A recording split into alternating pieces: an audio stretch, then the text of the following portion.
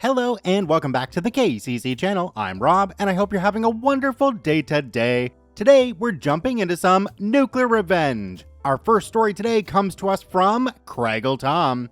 In the 70s, a gang beat up my dad and put him in the hospital, so he got revenge on all of them. Let's jump right in.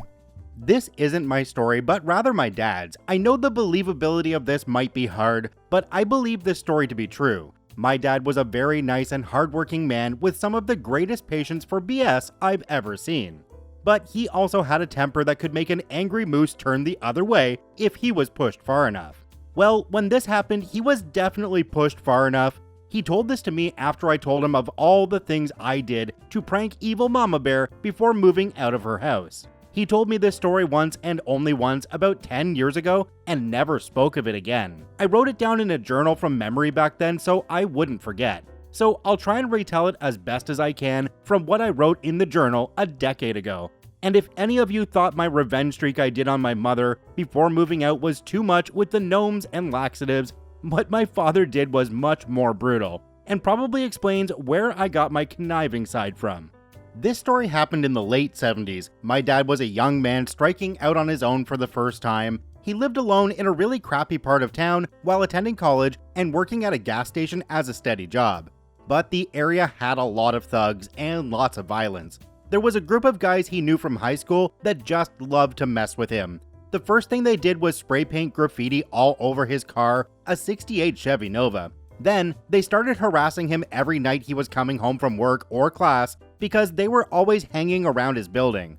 The leader of the gang was a big guy Dad referred to as Ted. Don't know if this was his real name or not. Ted was a relentless bully to several other kids in school. He beat up my dad many times over the years, but in high school in particular, he hated my dad because Ted failed and dropped out during senior year since they wouldn't let him play football with his failing grades anymore. My dad, on the other hand, finished with some pretty decent grades and got a partial scholarship to a local community college. So to say Ted resented my dad was putting it mildly. And one day, when my dad was going into his apartment, Ted and his gang ambushed him and beat him terribly in a back alley. My dad laid bloody and unconscious in that alley all night. He was found in the morning by an old lady walking her dog and she called for help. He was in the hospital for months with several broken bones and head trauma, and this caused him to lose out on a lot of his college classes and he had to retake them. Of course, he told police it was Ted and his cronies that beat him up, but the police weren't very good at their jobs and claimed they had no evidence that Ted did it because he and his friends all supposedly had alibis and there were no other witnesses. Well, that didn't sit well with my dad. He spent some time in physical recovery after getting out of the hospital and then moved to a new apartment with a friend as a roommate, and together they plotted his revenge on Ted. My dad told me that back then, if police failed you, then you took payback into your own hands.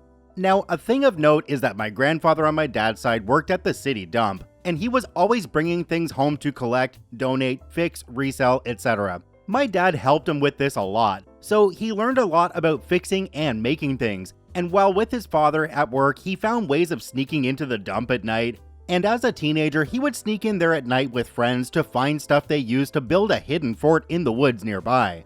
My dad said the fort was so well made that it even had a makeshift wood stove that they made out of recycled bricks and a metal barrel to use in winter to keep the fort warm. This is important later.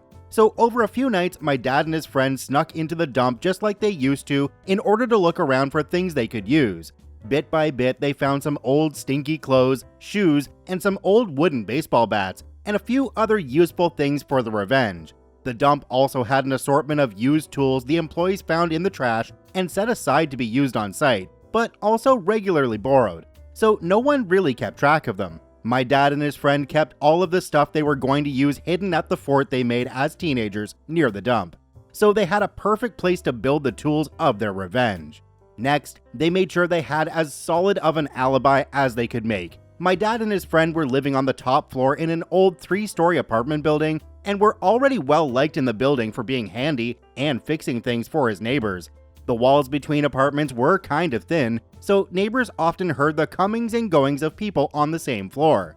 They'd come out and greet my dad and his friend when they came home in the evening, and apparently the building had no fire escape, so the doors were typically the only way in or out, and the main door of the building was generally locked at night with a clerk sitting watching the entire time. They came home, checked in with the clerk, said their good evenings to several neighbors, and then locked themselves in their apartment. They waited till midnight and then used a knotted rope found at the dump to climb down 3 stories from their apartment window, which coincidentally was right above the dumpsters in the side alley. They hid part of the hanging rope behind a gutter pipe and then hoofed it a few miles to the old fort where they'd hidden what Dad referred to as revenge cycles. He told me they were bicycles that they'd pieced together from junk parts found in the dump that were built and modified using the borrowed tools to have mounts for carrying the baseball bats and a few other things they couldn't fit in backpacks that they needed at the ready without making much noise or bogging them down. They rode the revenge cycles to the bungalow in an old neighborhood where Ted was living with his friends, though squatting may be a better word. Dad said it was a drug house where dealing was regularly done, which was good in a way because that meant they wouldn't call the police unless they wanted to risk exposing their operation. They scouted the area for a few nights to plan their attack, then waited for the perfect opportunity. First, my dad and his friend put on Halloween masks to cover their faces and took a tire iron that they'd brought and quietly removed the lug nuts from 2 of the wheels that were on Ted's crappy van. Then, they spray painted an insignia that was used by another gang from the area on the side of the van to make it look like this was a rival gang dispute. My dad and his friend then spied on Ted and his gang for hours from the windows, using homemade periscopes that were painted dull black so they wouldn't be seen. Ted and his cronies spent some time getting drunk and high until Ted got so wasted he went to bed.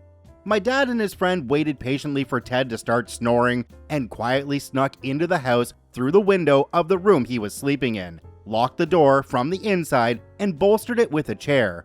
Then, in unison, bashed both of Ted's legs multiple times right on the kneecaps with the baseball bats. And when Ted tried to cover himself, they bashed his arms too. Then they held him down and emptied a plastic bag of fresh, warm crap they'd both contributed to making all over his face before getting the heck out of there fast because he was screaming.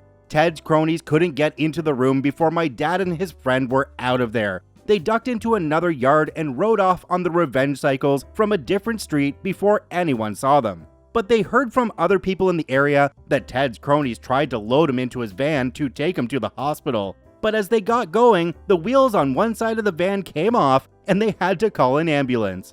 Both of Ted's kneecaps were so badly broken that doctors said he'd never fully recover and would have to walk with a cane for years. As for Ted's cronies, a few of them got arrested. Police came to the hospital to take a statement from Ted and noticed a couple of them didn't look so good. They asked them a few questions, then searched them. They ended up in the slammer for drug possession, which prompted police to search the bungalow they were living in, but some of the other guys were smart enough to move all the drugs to another location when they thought a rival gang was after them, so the cops didn't find much. Ted's remaining cronies later got cornered by my dad and his friend the next night when they followed them in their disguises on the revenge cycles to a back alley where they'd been known to regularly hang out and sell drugs. And this time they brought a pew-pew to hold them hostage with. My dad's friend held the pew-pew while my dad disarmed them all of some knives they were carrying and then beat them up with a bat. After the beatings were over, my dad and his friend claimed to be with a rival gang and told Ted's cronies that if they didn't leave town, they'd get something a lot worse than a simple beating. And for some added incentive, they sprayed one of their feet with lighter fluid and dropped a lit match onto them, causing the guy to freak out and kick his flaming shoes off. This seemed to work as all of them were gone from the city not long after that. My dad and his friend hid the revenge cycles and dropped the knotted rope from the window into the dumpster below, where they later retrieved it in the morning while taking the trash out and disposed of it. Police, of course, did eventually come to talk to my dad and his roommate, but they claimed no involvement in what happened to Ted. And neighbors and apartment clerk all told them that they never left the building after getting home on those days. My dad and his roommate then let the police come into their apartment to search the place, but they didn't find anything that could be considered evidence, as they had already disposed of the stuff they used by taking apart the revenge cycles and at night burned the baseball bats, masks, the shoes, and the clothes they wore, and the knotted rope in the fort's barrel stove till there was nothing left but ash. As for the pew pew, well, my dad said it was never real, but was instead a very realistic metal toy pew pew that looked real enough in the dark to hold up someone, and they got rid of it by tossing it into the dump. The cops were satisfied in the belief my dad had nothing to do with the incident and just bid them a good day. Dad never told anyone else but me and his younger brother that he and his friends did all that. As for Ted, Dad said he never really bothered anyone again, and he ended up eventually leaving town years later because he was convinced another gang was still out to get him. What happened to him after that, Dad didn't know. I could tell he felt some measure of guilt for what he did back then, but also seemed to feel fairly justified in it as well, since Ted had badly hurt many people around town, just like what he'd done to my dad. So I suppose it was well deserved on some level, but my dad adamantly told me to never try anything like what he did, and I can't say I blame him. All aboard the Karma bus, and Ted, we saved you a seat right up front. You know, those easy access ones that you're going to be using for the rest of your life? Yeah, there. Honestly, I keep on going back and forth between holy crap, this was an amazing story, and holy crap, they went way too far. One thing's for certain though, this would make a pretty awesome movie. Now, in the comment section down below, who do you think the main actor should be? Do me a quick favor, have a look down below the video. If that subscribe button's still red, it means you're not actually subscribed to the KCC channel. Please hit that subscribe button for more daily Reddit stories. Our next story today comes to us from, yeah, not trusting you. Mess with my father's girlfriend, your house and your world will crumble. Let's jump right in. This is a throwaway account. My father has passed and the troglodyte he got revenge on might have not been literate, but who needs drama? My father was old school, as in he barely went to it, as in he grew up in the poor side of Brooklyn, mainly Coney Island in the 50s. The poor side of Coney Island was literally the beach. His father owned a beach boat he converted into a house. He was basically one of the kids who ripped off tourists and got regularly beaten up by the cops, just to send a message to any of the other young thugs who plagued the neighborhood. The cops took his brother into the back room and beat on him so long that they got tired. My uncle cursed him, his family, and threatened his kids' gonads if the cop dared untie him. So another cop got involved and got tired. So they bought the family dinner instead of arresting him. Yeah, the whole family was like that. After joining the Navy and straightening up his life, he worked in the worst parts of New York City.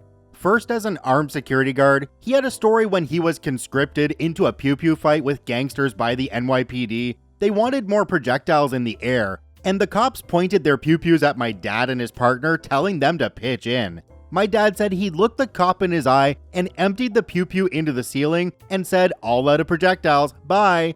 He then had a few other words about the NYPD, and finally opened his own alarm company. This was in the days when an alarm system was a battery, a long copper wire, and a bell. Then they got a little more complicated.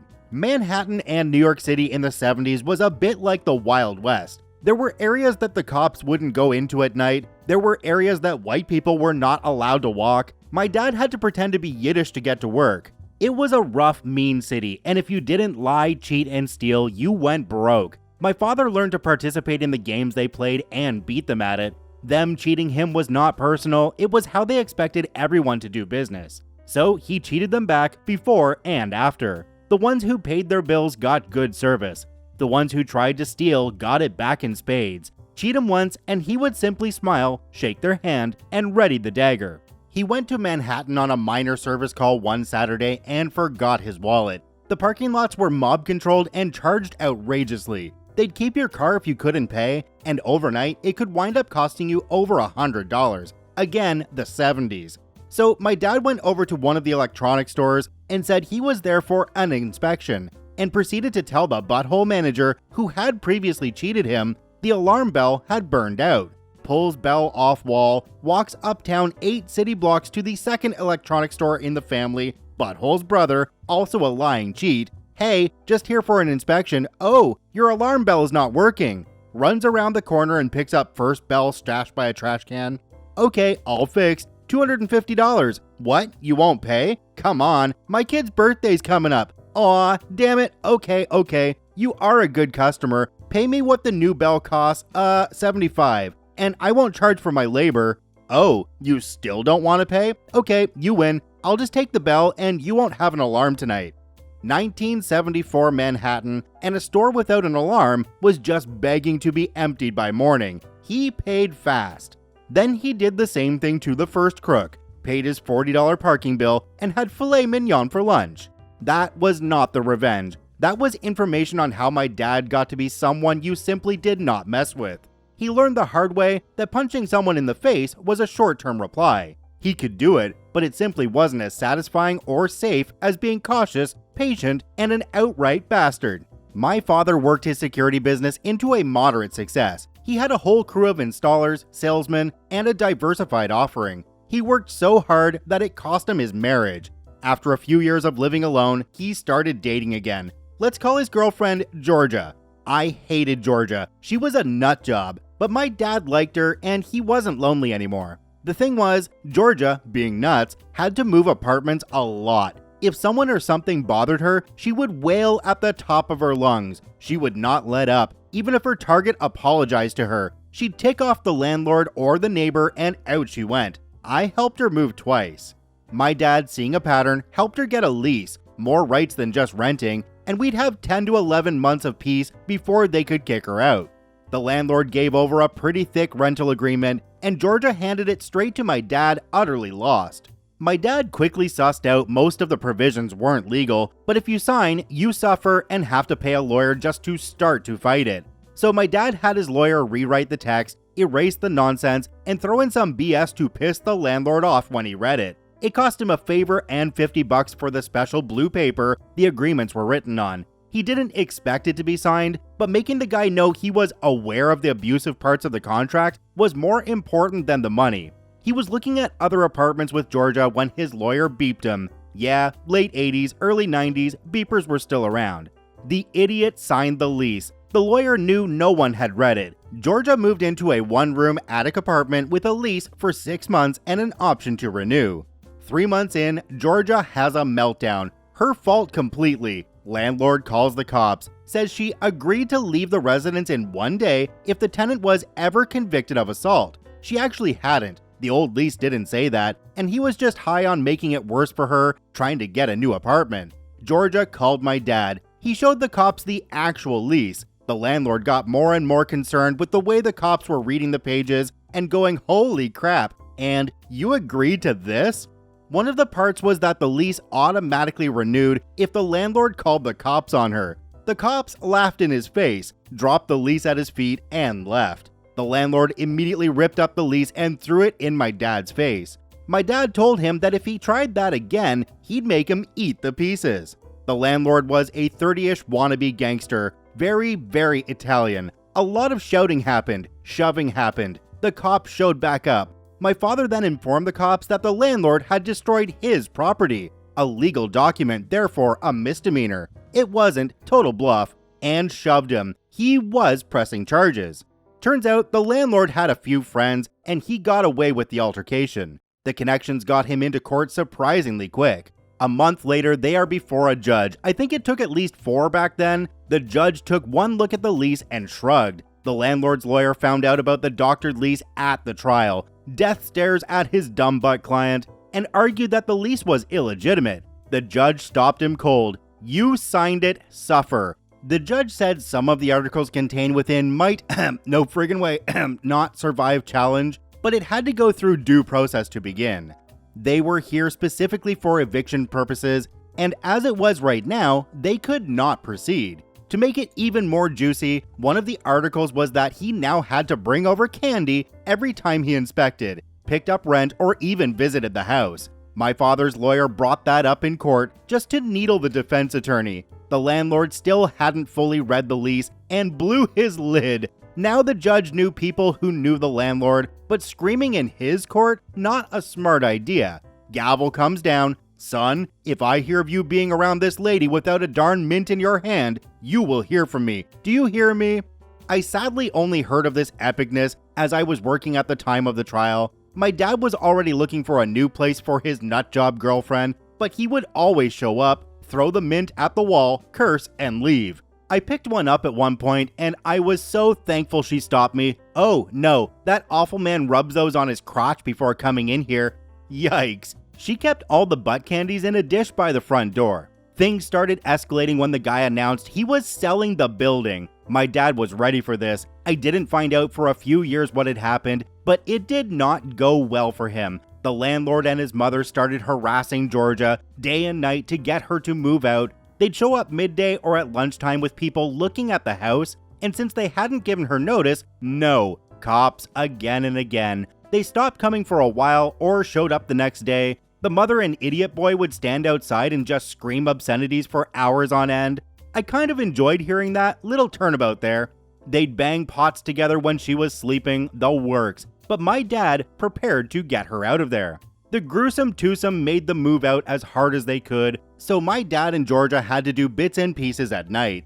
After a week or two, all of her belongings were gone. What I did not know was that there were other things going on as well. Being an attic apartment, there were places that were just null space or parts of the attic unconverted. My father systematically removed all of the plasterboard. He then replaced all of the nails with unfinished copper ones that he had left in a cup of Coke for a week. They would quickly disintegrate, and the white paint he used to cover up his handiwork was water-based. It would bleed red and green in about a month. He left a present nailed to the roof under the insulation. A large fish, I think it was a carp, full head and all. This was also behind the plasterboard.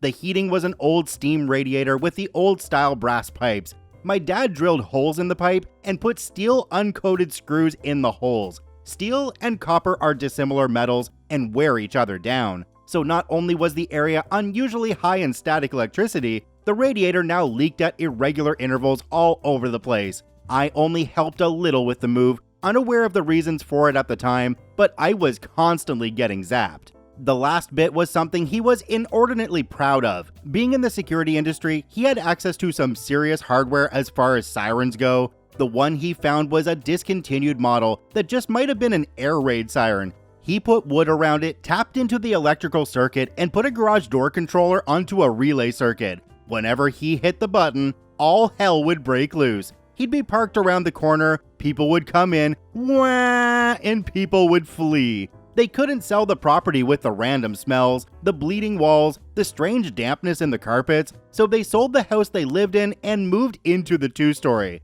My dad would let months go by and just drive by at 2 in the morning and wah, letting it run until the two bastards were spitting mad on the lawn before deactivating the siren. He had friends stop by the odd open house, and they were almost giving the property away and could not sell it. They thought Georgia was a witch. Well, she was, and had cursed the property. The thing was, they always used the same newspaper to advertise the open houses, so my dad knew when to drive by or give the remote to a friend. The mother and son sold the house a few years later for a heavy loss, and the new owners had to gut the place out by the piles of trash, painted and repainted plasterboard still showing green and rust. Sticking out of a garbage can was the butt candies. Well, I don't know about you guys, but from the beginning of this story, I was thinking it was going to be some kind of brutal mobster revenge with violence and gore and people getting hurt, but apparently not. This was a landlord story. Not only that, but a landlord story that uses the word butt candies twice. Check out both OPs linked in the description down below. I thank you for watching. I hope you have a wonderful day, and we'll see you tomorrow.